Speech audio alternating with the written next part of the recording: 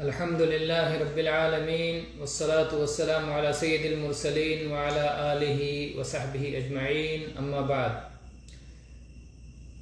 برادران گرامی قدر، ہم کئی دنوں سے آن لائن دروس میں نبی کریم صلی اللہ علیہ وسلم کی پیاری پیاری عظیم الشان اور جامع دعائیں سیکھ رہے ہیں، اور یہ بھی سیکھ رہے ہیں کہ نبی کریم صلی اللہ علیہ وسلم اللہ تعالیٰ سے کیسے مانگا کرتے تھے، کیسے سوال کیا کرتے تھے. آپ کو اللہ تعالیٰ نے ہمارے لیے اسوہ بنا کر کے بھیجا ہے، تو اس نمونے کو ہمیں اپنے آپ میں اپنانے کی ضرورت ہے. اس لیے اس نمونے کو پہلے ہمیں سیکھنے کی ضرورت ہے. آئیے آج یہ حدیث پڑھتے ہیں. ابو ہریرہ رضی اللہ عنہ کی حدیث ہے. وعنہ قال، کیونکہ اس سے پہلے جو روایت تھی وہ ابو ہریرہ رضی اللہ عنہ سے تھی. اور آپ کو یہ بات یاد دلا دیں کہ ہم ریاض الصالحین کتاب الدعوات سے یہ احادیث پڑھ رہے ہیں، اور امام نووی رحمہ اللہ کی کتاب ریاض الصالحین کو اللہ تعالیٰ نے جو قبولیت عطا فرمائی ہے وہ محتاج بیان نہیں ہے، اور اس میں انہوں نے صحیح احادیث کا اہتمام کیا ہے. تو یہ جو حدیث پڑھنے جا رہے ہیں وہ صحیح مسلم کی حدیث ہے، اور ابو ہریرہ رضی اللہ عنہ اس کے راوی ہیں. عن ابی ہریرہ رضی اللہ عنہ قال کان رسول اللہ صلی اللہ علیہ وسلم یقول اللہم اصلح لی دینی الذی هو عصمت امری واصلح لی دنیای التي فيها معاشي واصلح لي آخرتي التي فيها معادي واجعل الحياة زيادة لي في كل خير واجعل الموت راحة لي من كل شر. رواہ مسلم. رسول اللہ صلی اللہ علیہ وسلم یہ دعا فرمایا کرتے تھے. ابو ہریرہ رضی اللہ عنہ بیان کرتے ہیں کہ رسول اکرم صلی اللہ علیہ وسلم یہ دعا فرمایا کرتے تھے اور اللہ تعالیٰ سے اس طرح سے سوال کیا کرتے تھے. آپ کہتے تھے اللہم اصلح لی دینی، یا اللہ میرے دین کو ٹھیک کر دے، یا اللہ میرے دین کو درست کر دے، یا اللہ میرے دین کی اصلاح فرما دے. الذی هو عصمت امری، جو میری تمام چیزوں کے تحفظ کا باعث ہے. یعنی اگر دین ٹھیک ہو جائے گا تو میرے تمام معاملات ٹھیک ہو جائیں گے، میری دنیا ٹھیک ہو جائے گی، میری آخرت ٹھیک ہو جائے گی، میرے اولاد ٹھیک ہو جائیں گے، معاشرہ ٹھیک ہو جائے گا.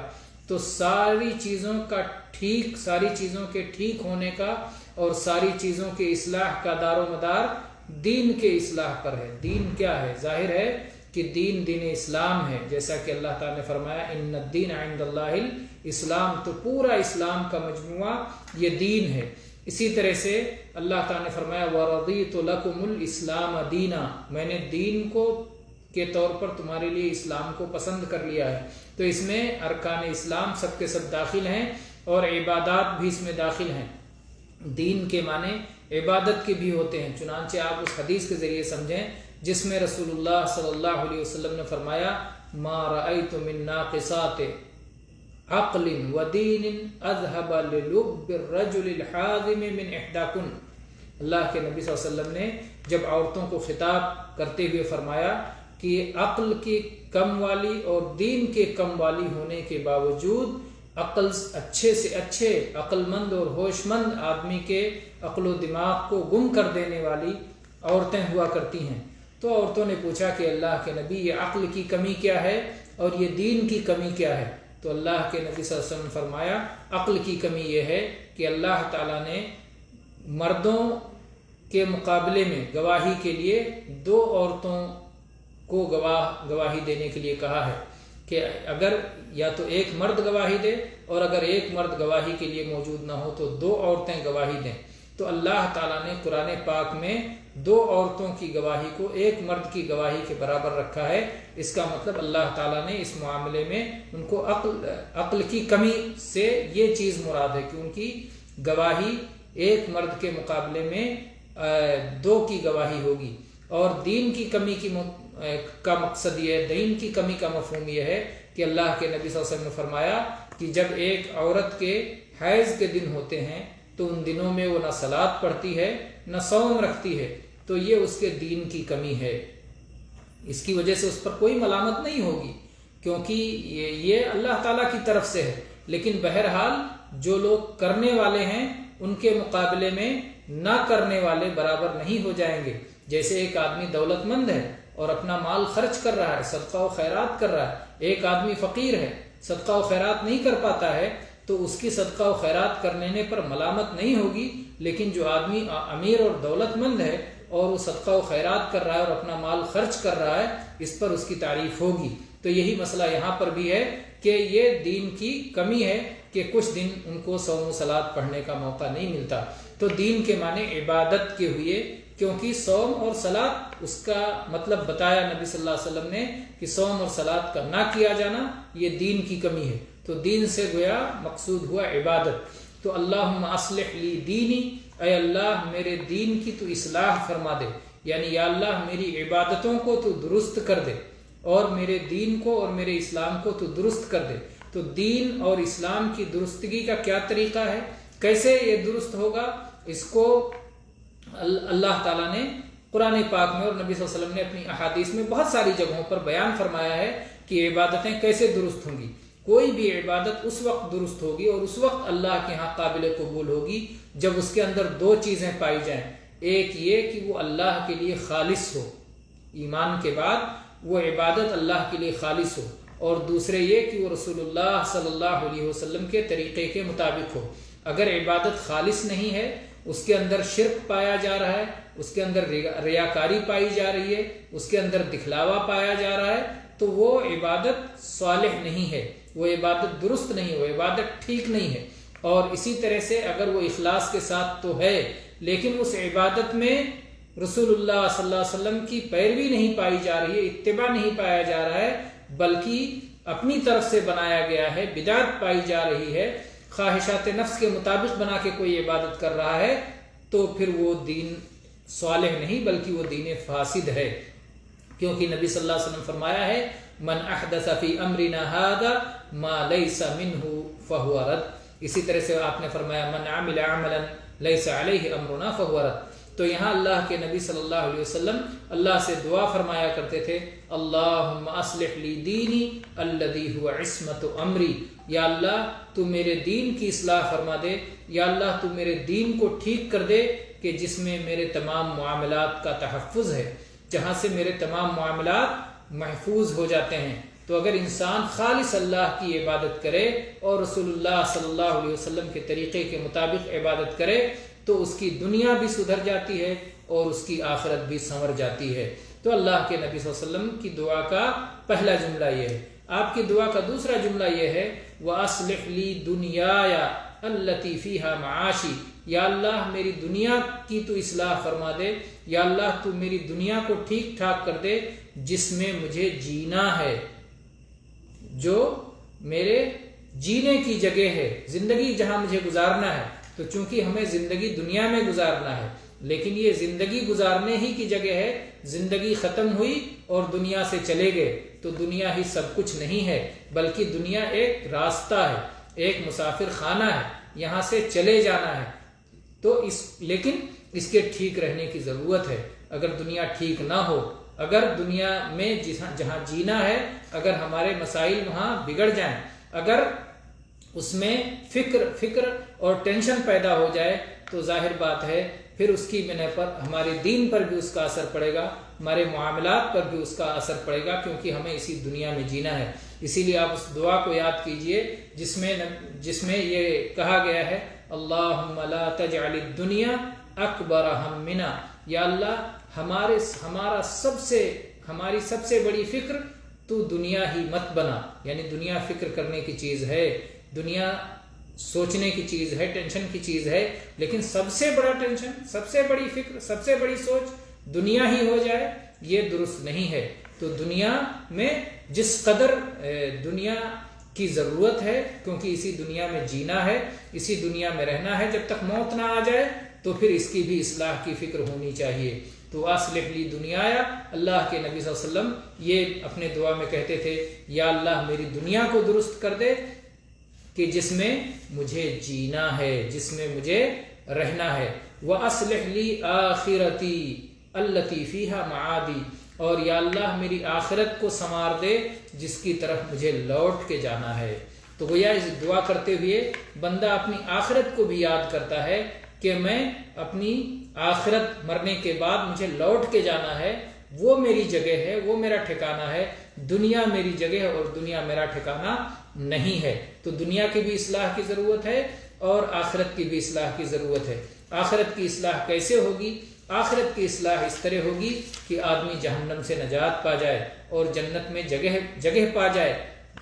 جنت میں جگہ تبھی انسان کو مل سکتی ہے جب آدمی شرک کو چھوڑ کر کے توحید کو اپنائے اور صرف ایک اللہ ہی کی عبادت کرے، اس میں کسی قسم کا شرک نہ آنے دے، اور اسی طرح سے رسول اللہ صلی اللہ علیہ وسلم کی سنتوں کو سیکھے، اس کے مطابق عمل کرے، اس کے مطابق زندگی گزارے، رسول اللہ صلی اللہ علیہ وسلم کی سنتوں کو سیکھے بغیر من مانی طریقے سے بدعات میں مبتلا نہ ہو اور اپنی خواہشات میں نہ چلے، نہیں تو گمراہ ہو جائے گا۔ جیسے کہ 3 تقسیم سورہ فاتحہ میں کی گئی ہے، ایک صراط مستقیم پہ قائم رہنے والے لوگ جو صحیح علم حاصل کرتے ہیں اور اس کے مطابق عمل کرتے ہیں، اور دوسرے مغضوب علیہم جن پر اللہ کا غضب ہے، اور جو غضب والے لوگ ہیں یہ وہ ہیں جو علم جن کے پاس تو ہوتا ہے لیکن علم کے خلاف کرتے ہیں، اور ضالین وہ ہیں جو علم کے بغیر ہی عمل کیے جاتے ہیں۔ تو اگر اپنی آخرت سنوارنا ہے تو صحیح علم حاصل کرنا چاہیے اور صحیح علم کے مطابق عمل کرنا چاہیے، اور اللہ تعالیٰ سے اس طرح سے سوال بھی کرتے رہنا چاہیے، دعا بھی کرتے رہنا چاہیے کہ یا اللہ میری آخرت کی اصلاح فرما دے کہ جدھر مجھے لوٹ کے جانا ہے۔ تو اس میں یہ کتنی عظیم الشان اور کتنی جامع دعا ہے کہ جس میں دنیا اور آخرت کی ساری بھلائیاں سمیٹ دی گئی ہیں۔ اس کے بعد میں آدمی دعا کرتا ہے، اللہ کے نبی صلی اللہ علیہ وسلم دعا کرتے تھے وَاجْعَلِ الْحَيَاةَ زِيَادَةً لِي فِي كُلِّ خَيْرٍ، اے اللہ تعالیٰ میرے لیے زندگی کو ہر خیر اور بھلائی میں زیادتی کا ذریعہ بنا دے، یعنی جب تک میں زندہ ہوں تب تک میں خیر سمیٹتا جاؤں، تب تک میں تیری بھلائیاں سمیٹتا جاؤں، جتنی زندگی ملی ہے اپنے وقت کا درست استعمال کروں، یا اللہ تجھے یاد کروں، تیری تسبیح کروں، تیرے لیے رکوع کروں، تیرے لیے سجدہ کروں، تیرے کتاب کی تلاوت کروں، تیرے رسول کی سنتوں کو سیکھوں، ان کو آگے بڑھاؤں، بھلائی کا حکم دوں، برائی سے روکوں، والدین کو اپنے خوش کروں، اپنے رشتہ داریوں کو جوڑوں، ماں باپ کے ساتھ اچھا سلوک کر کے ان سے دعائیں لوں، اپنی رشتہ داریوں کو جوڑوں، اپنے معاشرے میں لوگوں کے ساتھ، اللہ کے بندوں کے ساتھ میرا معاملہ ٹھیک ٹھاک رہے، جب تک میں دنیا میں جیوں تب تک لوگوں کو میں نفع پہنچاتا رہوں، لوگوں کو میں بھلائی پہنچاتا رہوں، تو اس طرح سے مجھے میرا خیر بڑھتا رہے۔ وَاجْعَلِ الْحَيَاةَ زِيَادَةً لِي فِي كُلِّ خَيْرٍ، یا اللہ میرے لیے زندگی کو ہر خیر میں زیادتی کا ذریعہ بنا دے، تو جب تک میں زندہ رہوں میرا خیر بڑھتا رہے۔ اسی لیے حدیث میں کہا گیا ہے کہ اچھا انسان وہ ہے کہ جسے لمبی عمر ملے اور اچھا عمل کرنے کا موقع ملے، تو ظاہر بات ہے اسے زیادہ فرصت ملی اور زیادہ موقع ملا اسے نیکیاں جمع کرنے کا، خیر جمع کرنے کا، بھلائی جمع کرنے کا۔ تو اللہ کے نبی صلی اللہ علیہ وسلم یہ دعا فرمایا کرتے تھے کہ یا اللہ زندگی کو میرے لیے زیادہ سے زیادہ خیر جمع کرنے کا اور خیر کو اور بھلائی کو سمیٹنے کا ذریعہ بنا دے۔ وَاجْعَلِ الْمَوْتَ رَاحَةً لِي مِنْ كُلِّ شَرٍ، اور موت کو ہر طرح کی مصیبت اور ہر طرح کی برائی سے آرام کا ذریعہ بنا دے، یعنی موت آئے تو دنیا کے جو مصیبتیں ہیں، دنیا کے جو تھکان ہے، دنیا کی جو تکلیفیں ہیں، یہ اس کے ذریعے سے ختم ہو جائیں، اور اس کے بعد کا جو مرحلہ ہو وہ خیر کا مرحلہ ہو، اللہ کے انعامات کا مرحلہ ہو، اللہ کے عفو و کرم کا مرحلہ ہو، اللہ کے فضل کا مرحلہ ہو، تو وہ موت کے ذریعے سے دنیا کی ساری چیزیں ختم ہو جائیں۔ اللہ کے نبی صلی اللہ علیہ وسلم نے ایک بار ایک جنازے کو دیکھا اور جنازہ دیکھ کے آپ نے فرمایا مستریح او مستراح من، یا تو آرام پانے والا ہے یا اس سے لوگوں کو آرام ملا۔ تو صحابہ نے پوچھا کہ اللہ کے نبی صلی اللہ علیہ وسلم اس کا مفہوم کیا ہے؟ تو آپ نے فرمایا کہ اگر صاحب ایمان ہے تو دنیا کی تھکاوٹوں سے، دنیا کی محنت و مشقت سے اور دنیا کی تکلیفوں سے آرام پا گیا ہے، اور اگر فاسق و فاجر تھا یا کافر تھا تو پھر اس سے دنیا کے لوگ، دنیا کے انسان، دنیا کے حیوان، شجر و حجر، چوپائے، سب اس سے آرام پا گئے ہیں، وہ جن جن کو اس کے رہنے کی وجہ سے جن جن اس کے جینے کی وجہ سے جن جن کو بھی تکلیف پہنچتی تھی سب کو اب آرام مل گیا ہے، کیونکہ وہ مر چکا ہے اور وہ ہلاک اور تباہ ہو گیا ہے۔ تو اس سے بھی معلوم ہوتا ہے کہ موت بعض لوگوں کے لیے راحت ہوتی ہے اور بعض لوگوں کے مرنے سے دوسروں کو راحت ہوتی ہے۔ تو نبی صلی اللہ علیہ وسلم یہ دعا فرمایا کرتے تھے کہ یا اللہ زندگی کو میرے لیے خیر میں زیادتی کا ذریعہ بنا دے اور موت کو میرے لیے ہر طرح کے شر سے آرام کا ذریعہ بنا دے۔ تو یہ بڑی عظیم الشان دعا ہے، اس میں دنیا اور آخرت کی بھلائیاں جمع ہیں، اور اس لیے اس دعا کو سیکھنا چاہیے اور یاد کرنا چاہیے، اور اس دعا کے ذریعے سے اللہ تعالیٰ سے مانگنا چاہیے، ان دعا کے الفاظ کے ذریعے سے اللہ سے سوال کرنا چاہیے، مانگنا چاہیے۔ اللہم اصلح لی دینی الذی هو عصمت امری واصلح لی دنیایا التی فیہا معاشی واصلح لی آخرتی التی فیہا معادی واجعل الحیاۃ زیادۃ لی فی کل خیر واجعل الموت راحۃ لی من کل شر۔ تو یہ صحیح مسلم کی حدیث ہے اور یہ بڑی عظیم الشان دعا ہے۔ آگے ہم چلتے ہیں، ایک اور حدیث اور ایک اور دعا، وہ ہے علی رضی اللہ عنہ کی روایت ہے، اور یہ بھی صحیح مسلم کی حدیث ہے۔ علی رضی اللہ عنہ کہتے ہیں کہ رسول اللہ صلی اللہ علیہ وسلم نے مجھ سے کہا، مجھے حکم دیا، مجھے دعا مانگنے کے لیے کہا کہ اس طرح دعا مانگو، اللہم اہدنی وسددنی، اللہم اہدنی وسددنی۔ اللہم اہدنی کا معنی گزشتہ درس میں بتایا گیا ہے کہ بندہ اللہ سے سوال کرتا ہے کہ یا اللہ مجھے ہدایت دے دے، مجھے سیدھی راہ دکھا دے، سیدھی راہ پر چلا دے، یا اللہ مجھے صحیح علم دے دے اور صحیح علم کے مطابق عمل کی توفیق دے دے۔ تو یہ اللہم اہدنی کا مفہوم ہوتا ہے کہ جس میں علم نافع اور عمل صالح کا سوال کیا جاتا ہے۔ تو اللہ کے نبی صلی اللہ علیہ وسلم نے یہ مختصر سی دعا سکھائی علی رضی اللہ عنہ کو، جس میں دو باتوں کا سوال کیا گیا ہے۔ ایک سوال ہے اللہم اہدنی، ہدایت کا، یا اللہ مجھے ہدایت عطا فرما دے، اور یہ وہ عظیم الشان دعا ہے، اور اللہ تعالیٰ کو یہ دعا اس قدر پسند ہے کہ بندے کو صلاۃ کی ہر رکعت میں پڑھنا ہے، اہدنا الصراط المستقیم۔ تو اللہ کے نبی صلی اللہ علیہ وسلم صلاۃ کے اندر اور صلاۃ کے باہر بار بار ہدایت مانگنے کے لیے حکم دیا کرتے تھے اور یہ دعا سکھایا کرتے تھے۔ علی رضی اللہ عنہ آپ کے اتنے محبوب اور چہیتے تھے، آپ صلی اللہ علیہ وسلم نے ان کو دعا سکھائی کہ کہو اللہم اہدنی وسددنی، یا اللہ مجھے ہدایت دے دے اور مجھے صحیح راستے پر چلا دے۔ سددنی، سداد یعنی ٹھیک ٹھیک، وہ جو صحیح ہے، جس میں نہ غلو ہو اور نہ جفا ہو، بلکہ اعتدال ہو، توازن ہو، وسطیت ہو، اور کمی اور کوتاہی نہ ہو، اور حدود سے تجاوز نہ ہو۔ تو یہ ہے ثواب، درستگی، کہ یا اللہ سددنی، مجھے ٹھیک کر دے، میرے اقوال کو بھی درست کر دے، میرے افعال کو بھی درست کر دے، میری نیتوں کو بھی درست کر دے، میرے عقیدے کو بھی درست کر دے، میرے کردار کو بھی درست کر دے۔ ہر چیز کی درستی کا سوال اس میں آدمی اللہ سے مانگ لیتا ہے۔ اللہم سددنی، اے اللہ مجھے تو ٹھیک کر دے، مجھے ٹھیک راہ پر چلا دے۔ اور سدید، آپ دیکھیں قرآن پاک کی وہ آیت پڑھیں جس میں جو خطبہ نکاح میں بھی جو آیت پڑھی جاتی ہے، یا ایھا الذین آمنوا اتقوا اللہ وقولوا قولا سدیدا، سدیدا اسی سے ہے، اے ایمان والو اللہ سے ڈرو اور ٹھیک ٹھیک بات کہو، درست بات کہو، نہ غلو والی بات کہو، نہ جفا والی بات کہو، بلکہ بالکل ٹھیک ٹھیک اعتدال اور توازن اور وسطیت والی بات کہو، ٹھیک بات کہو۔ فائدہ اس کا کیا ہوگا؟ یصلح لکم اعمالکم ویغفر لکم ذنوبکم۔ دو فائدے اللہ تعالیٰ نے بتائے کہ اللہ تعالیٰ تمہارے اعمال کو درست کر دے گا۔ اگر تمہارا قول درست ہو گیا، اگر تمہاری بات درست ہو گئی، تو اس کی وجہ سے تمہارا عمل بھی درست ہو جائے گا، اور اس کی وجہ سے اللہ تعالیٰ تمہارے گناہوں کی مغفرت بھی فرما دے گا، تمہارے گناہوں کی بخشش بھی فرما دے گا۔ آدمی کو کیا چاہیے؟ اللہ تعالیٰ کی اتنی بڑی نوازش ایک چیز پہ ہو رہی ہے، تو یہ دعا سکھائی اللہ کے نبی صلی اللہ علیہ وسلم نے کہ کہو اللہم سددنی، اللہم اہدنی وسددنی۔ اتنی چھوٹی سی دعا ہے، اللہم اہدنی وسددنی، یا اللہ صحیح علم دے دے، اس پر عمل کی توفیق دے دے، اور مجھے ٹھیک ٹھیک درستگی پر قائم کر دے۔